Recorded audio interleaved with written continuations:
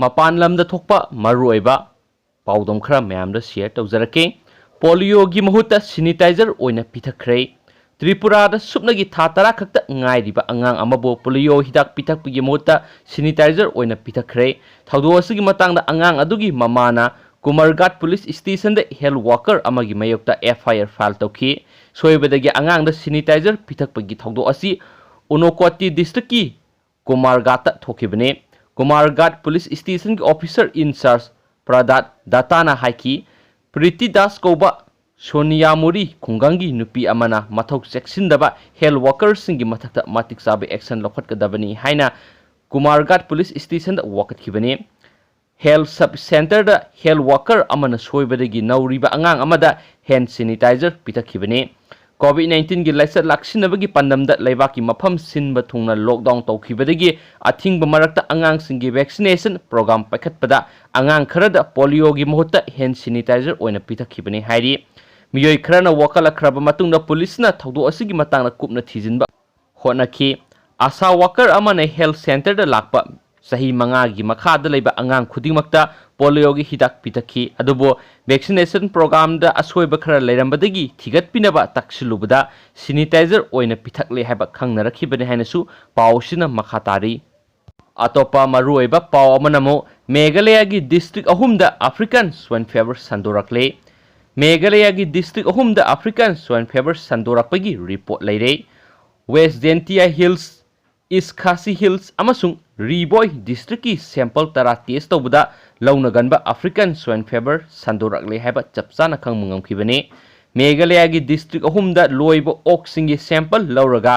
ꯈꯟꯄꯥꯔꯥꯒꯤ north eastern regional disease diagnostic ꯂꯦꯕꯣꯔꯦꯇꯔꯤꯗ ꯆꯥꯡꯌꯦꯡ ꯇꯧꯈꯤ꯫ ꯂꯦꯕꯣꯔꯦꯇꯔꯤꯒꯤ ꯑꯦꯅꯤꯃꯦꯜ ꯍꯦꯜꯊ ꯏꯟꯆꯥꯔꯖ ꯑꯣꯏꯔꯤꯕ ꯗꯤꯄꯨꯇꯤ ꯗꯥꯏꯔꯦꯛꯇꯔꯅ ꯍꯥꯏꯈꯤ, ꯑꯐ꯭ꯔꯤꯀꯥꯟ ꯁ꯭ꯋꯥꯏꯟ ꯐꯤꯚꯔ ꯁꯟꯗꯣꯔꯛꯂꯦ ꯍꯥꯏꯕ ꯆꯤꯡꯅꯅꯤꯡꯉꯥꯏ ꯑꯣꯏꯕ ꯈꯨꯗꯝ ꯐꯪꯕꯗꯒꯤ ꯁꯦꯝꯄꯜ ꯈꯔ ꯂꯧꯔꯒ ꯆꯥꯡꯌꯦꯡ ꯇꯧꯕꯗ ꯄꯣꯖꯤꯇꯤꯚ ꯑꯣꯏꯈꯤꯕꯅꯤ꯫ ꯍꯧꯈꯤꯕ ꯑꯥꯒꯁ 7ꯗ ꯇꯣꯉꯥꯟ-ꯇꯣꯉꯥꯟꯕ ꯃꯐꯝꯗꯒꯤ ꯁꯦꯝꯄꯜ ꯈꯔ ꯂꯧꯔꯒ ꯂꯦꯕꯣꯔꯦꯇꯔꯤꯗ ꯄꯨꯔꯛꯈꯤ꯫ ꯁꯦꯝꯄꯜ ꯑꯅꯤ ꯋꯦꯁ ꯖꯦꯟꯇꯤꯌꯥ ꯍꯤꯜꯁ ꯗꯤꯁꯇ꯭ꯔꯤꯛꯀꯤ ꯈꯨꯡꯒꯪ ꯑꯅꯤꯗꯒꯤ ꯄꯨꯔꯛꯈꯤꯕꯅꯤ꯫ ꯁꯦꯝꯄꯜ ꯑꯃꯅ ꯗꯤꯁꯇ꯭ꯔꯤꯛ ꯑꯁꯤꯃꯛꯀꯤ ꯑꯇꯣꯞꯄ ꯃꯐꯝ ꯑꯃꯗꯒꯤ ꯄꯨꯔꯛꯈꯤꯕꯅꯤ꯫ ꯔꯤꯕꯣꯏ ꯗꯤꯁꯇ꯭ꯔꯤꯛꯀꯤ ꯈꯨꯡꯒꯪ ꯑꯅꯤꯗꯒꯤ ꯄꯨꯔꯛꯄ ꯁꯦꯝꯄꯜ ꯑꯅꯤꯁꯨ ꯂꯦꯕꯣꯔꯦꯇꯔꯤꯗ ꯆꯥꯡꯌꯦꯡ ꯇꯧꯈꯤ꯫ ꯏꯁ ꯈꯥꯁꯤ ꯍꯤꯜ ꯗꯤꯁꯇ꯭ꯔꯤꯛꯀꯤ ꯈꯨꯡꯒꯪ 4ꯗꯒꯤ ꯄꯨꯔꯛꯄ ꯁꯦꯝꯄꯜ 4 ꯆꯥꯡꯌꯦꯡ ꯇꯧꯕꯗ ꯄꯣꯖꯤꯇꯤꯚ ꯑꯣꯏꯕ ꯊꯦꯡꯅꯈꯤꯕꯅꯤ ꯍꯥꯏꯅꯁꯨ ꯄꯥꯎ ꯑꯁꯤꯅ ꯃꯈꯥ ꯇꯥꯅ ꯐꯣꯡꯗꯣꯔꯛꯂꯤ꯫ ꯑꯇꯣꯞꯄ ꯌꯥꯝꯅ ꯉꯛꯅꯤꯡꯉꯥꯏ ꯑꯣꯏꯕ ꯑꯃꯁꯨꯡ ꯌꯥꯝꯅ ꯃꯔꯨꯑꯣꯏꯕ ꯄꯥꯎ ꯑꯃꯅ ꯑꯃꯨꯛ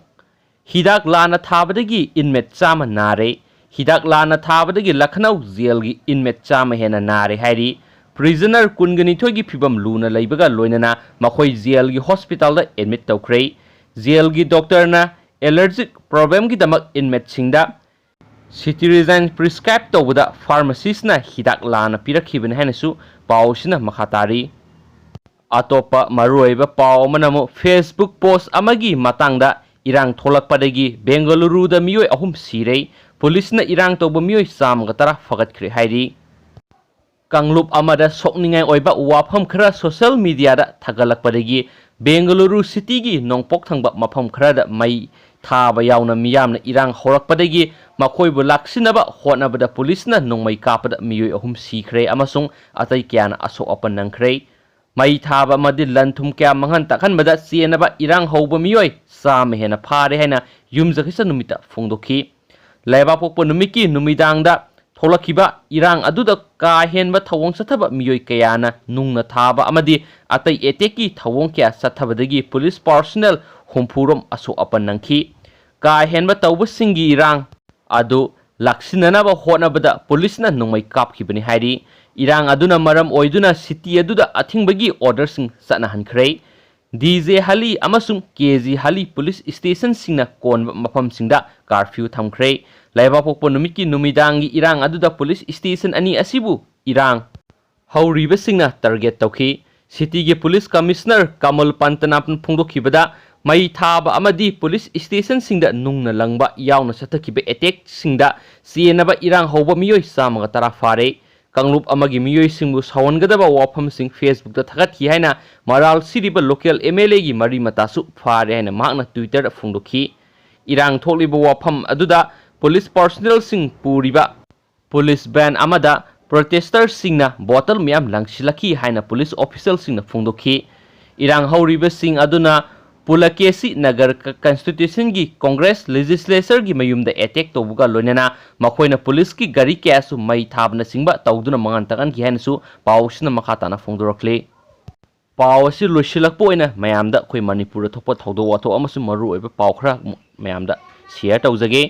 कांग्रेस तगी संगलकपसिंगदा मिनिस्टर पीबा यारो हैबा फिरेप लौखरे बीजेपी न लुसिंग सुंगसिनब गवर्नमेंट असिदा मिनिस्टर ओइरिबा सिंगी मरक्तगी खरा लखथोलगा अतोप एमएलए नत्रगना एमएलए ओइरंबा सिंगदा मिनिस्टर पीरब याय हैबा वाफम अमा लाक्लिबा असिगा इरोइनना ngasi ruling da laiba minister amadi MLA सिंगना लमफेल गी मफम अमदा मिफम पांगथोकपगा लोइनाना गवर्नमेंट असिना मिनिस्टर लौथोकपा अमदी हापगी मतंगदा अकनबा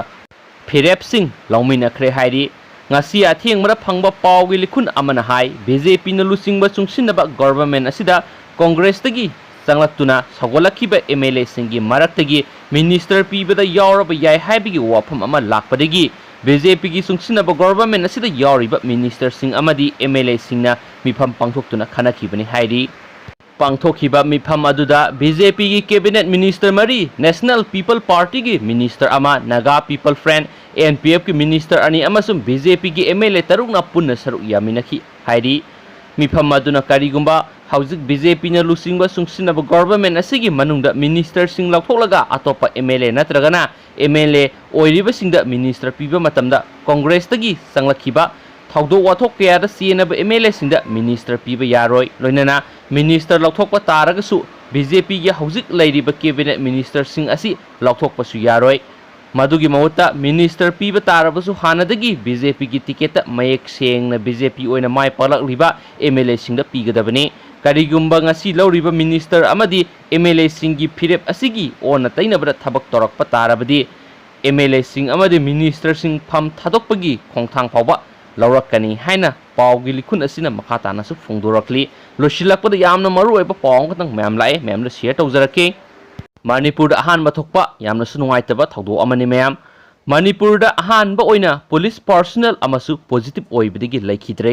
लैखिद्रबा पर्सनल असी थारगा स्टेट असिदा कोविड-19 सियनकिबा मिगी मसिंगसि अपुन बोइना तरागोहुमदे सुख्रे लैखिद्रबा पर्सनल असी मसागी सही 13 रोम सुरे सुहाइरी अमसुंग मयांग इम्फाल दगिनिसु हाइरी महाक था असिगी सचत मंगादा पॉजिटिव ओइबदगी रिम्स ता एमिट तौदुना लयेंग सथरखिबने लैखिद्रबा पर्सनल असी एनएबी नेपता एटेस्ट तौदुना लैबनेसु पाउसना मखाताना फोंदुरली म्याम खुदा खुदा तो ओइबा पाउ सजाबनीना म्याम सोखिबा लानखिबा यावरसु म्याम नंगाकपिगनी अदु अनौबो पाउ हेक लाकपगा म्यामदा अपडेट पिबा ngamnaba honajarake nungsibiदुना वीडियो सिबु यंगबिरगदी म्यामना सुसुदुना लाइक नंबिरामु अमसुम वीडियो सिबु शेयर तौबियु अमसुम चैनल सिबु सब्सक्राइब तौदबा मियो यौबिरगदी सुसुदुना सब्सक्राइब तौबिरम अमसुम बेल आइकन क्लिक तौबियु अनौबो हे अपडेट हेक लाकपगा म्यामनि यंगबु फोंगनकी दमकता शेयर गा वीडियो सु मतंग साइलु सिंजरगे एंड थैंक यू।